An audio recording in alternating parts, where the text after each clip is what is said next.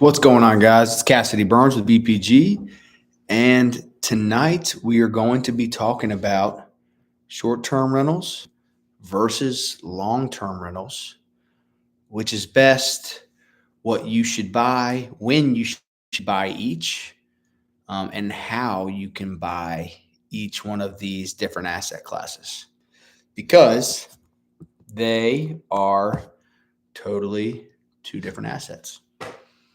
Wait for a few individuals to get in here, and then we will get started. If you have questions, please ask. Um, and hopefully you have a little bit better of an understanding of what you should buy first, next, or and how you can buy both of those. All right, let's go ahead and get started. So, short-term rental versus long-term rental. First of all, let's break down what do they actually mean. Short-term rental is typically going to be something that rents for less than 30 days.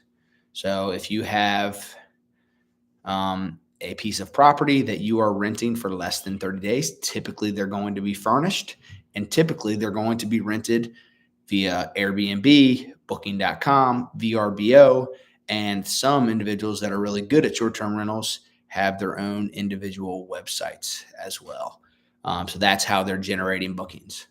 A long-term rental is going to be something that you're going to rent out on a longer term basis. It's going to be 6 months, 12 months, 24 months, 36 months. That's typically the asset that I own. We currently own right under 100 long-term rentals. And full disclosure, I do not own a short-term rental, but goal is to buy one in 2024, utilizing a 1031 exchange from one of my long-term rentals into a short-term rental.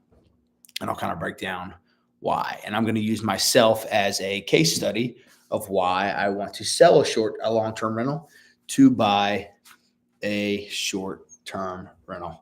So short-term rentals, we can talk about all different aspects of it. Taxes, there is a short-term rental loophole. So a lot of individuals that are W-2 high-income earners are buying short-term rentals right now because of that loophole. You can hit real estate professional status faster than you could if you had a long-term rental. So that's one benefit of the short term. And the other aspect of it is that you can utilize those short-term rentals. You can use it while you have vacancies. And I think that, to me and my family, that is the most appealing aspect of it. You can utilize and enjoy those assets while they are still creating cash flow, equity pay down, depreciation, and appreciation. The long-term rentals, you're buying those as a store of capital. You're buying a piece of property. Typically, the long-term rental is going to be 15 to 25% down, depending on the asset class, unit type, and unit amount. And you're going to put a down payment down, have tenants pay down your principal, assets going to appreciate, cash flow, you're going to get to spend little drips of it. And you will depreciate that asset over 27 and a half years if it's a single family or a small multi, and 39 if it is a commercial building.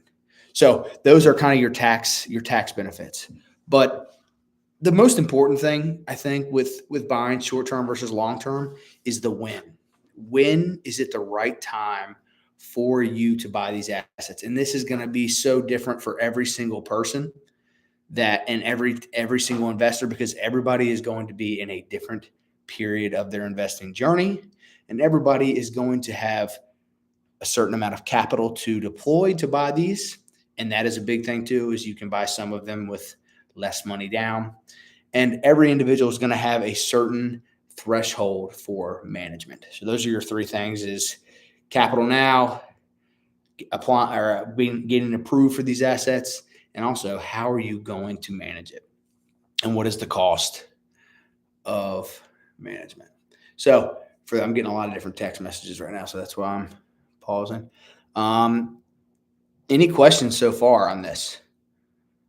As I get into this, I'm going to be jumping all over the place. I don't really have a script or structure of how I'm going to go. I'm just going to talk and show you as it comes to my mind. So for the long-term rental, there's two ways to buy it, right? Three, I guess. One, you can buy it all cash, right? If you are extremely liquid, you can go buy all cash. Now you have your cash flow coming in. That is your dividend, right? So hopefully you're trying to achieve a 4 to a 6.5% dividend or cap rate on those single family rentals. We're going to base this everything on single family because the multifamily is a totally different asset. You can finance it. You can use it at buy an investment property under your personal name and or under an LLC, right? Two different types of financing. They're both going to be a commercial, maybe a DSCR loan. If it's going to be underneath an LLC, typically it's going to be 15 to 100% down, right? It really depends on what your liquidity is and what your DTI is. So when you're buying these investment properties, you will have to bring a certain amount of capital down. The bank is going to base it some on the asset, but also some on you as the borrower. And then third is you can, and this is how I got started, you can utilize primary residence financing to buy that property. You buy a single family house, you live in it for a short period of time, and then eventually you turn it into an investment property. You're going to do this by keeping the current financing that you utilize to buy as a primary residence. You can buy it with lower money down. This is a way to buy these assets with lower money down, 3, 5, 10% down. And you can then eventually turn it into an investment property. Now, short-term rentals, a little bit different. Again, you can, sorry, that's wrong. You can, give me 1 second.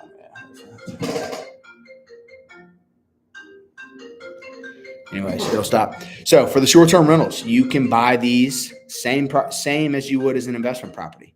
You can buy it with cash, right? Typically, short-term rentals are going to be a higher cash flow income generator. You'll have more revenue because they generate more revenue historically, depending on the area. And that's what, like when you're buying both of these, location is the most important thing. Location, location, location. Where do individuals want to live for the long term? Where do individuals want to visit for the short term? Are the two questions you need to be asking yourself. So short-term rental, you can buy it as a investment property. Next, short-term rental with cash. Next, short-term rental. A lot of individuals right now are using the DSCR, the debt service coverage ratio, which is going to base the property strictly on the asset, on what the income is generated. You have to find very particular lenders that will lend DSCRs on short-term rentals because a lot of the income is projected using AirDNA and other sites of that such. And a lot of the lenders are deeming that a very unnecessary and risky investment right now. Again, very particular lender that's going to lend you that property. Next, you can buy it as a secondary home. So the secondary home, you have to say that you are going to stay in that property at least 14 days throughout the year, at least 14 days. Again, be very careful when you're doing this that you're not committing mortgage fraud. Make sure that you are hitting your thresholds of what the code says, what the lender states in the documents that you sign when you go to settlement. Be careful. A lot of individuals are really pushing this boundary. For you, my advice would be make sure that you are staying within the boundaries of the lender documents. That's as a secondary home. Again, that's stating that hey, I'm going to use this lender, but also I plan on generating income from this asset. And the final one is, and this was an awesome strategy that I wish I would have done during COVID, is I wish I would have moved to a destination place that I really wanted to have a secondary home and bought it as a primary residence. A lot of people during COVID did not have to work from home. If you moved to Charleston, South Carolina and bought something on the beach during COVID, you then could use it as a secondary home and or generate as much income as you wanted to when you had to move back. When your job said, all right, well, we need you back in the office 5 days a week. You could have turned that asset into an investment property, but you bought it using 3% down. You bought it using 5% down. And that was the cheapest route. So people were still doing that. We have a client right now that is getting ready to sell their house in Florida for around $4 million. and they've put in an offer in the Shenandoah Valley at Massanutten Mountain for something around 1.4 million. They're going to move into that property, so they're going to use 5% down or some such, 5 to 10% down. I think it's in the jumbo space. Put 140 grand into that short-term rental, live there, and then they're going to eventually turn it into a short-term rental cash flow generating space, and they'll go buy a new primary residence when they decide and find out where they actually want to live long-term. So they're going to utilize multiple of the strategies, but buying a primary residence that they're eventually planning on converting to a short-term rental. So who has questions about the short-term versus the long-term? I think that both are great. You really, really need to decide what fits your lifestyle. And that's why a lot of individuals really enjoy the short-term rentals right now, because you can utilize them. You can use those with your family, and those assets can be used long-term within your family for a very long time. When you have a long-term rental, it's going to kick cash flow off from you. You're going to be able to depreciate it. It's going to continue to appreciate, and your tenants will pay down your mortgage, but you can't move in. You can't use it. It is going to have to be rented for the long term. And most of the time when you're buying cash flow and rentals for the long term, they're not great locations for short-term rentals. And that would be the most important thing, is make sure that the location that you're buying these assets is a good short-term rental asset. The location where you're buying these assets is a good long-term rental asset. And evaluate both markets and evaluate the property as both a short and a long-term. Hope this helps. Short-term versus long-term. There's a lot of other nuances to go into this. Obviously, from the tax perspective, talk to your accountant before you go buy something, and want to take advantage of this short-term rental loophole for the W-2s.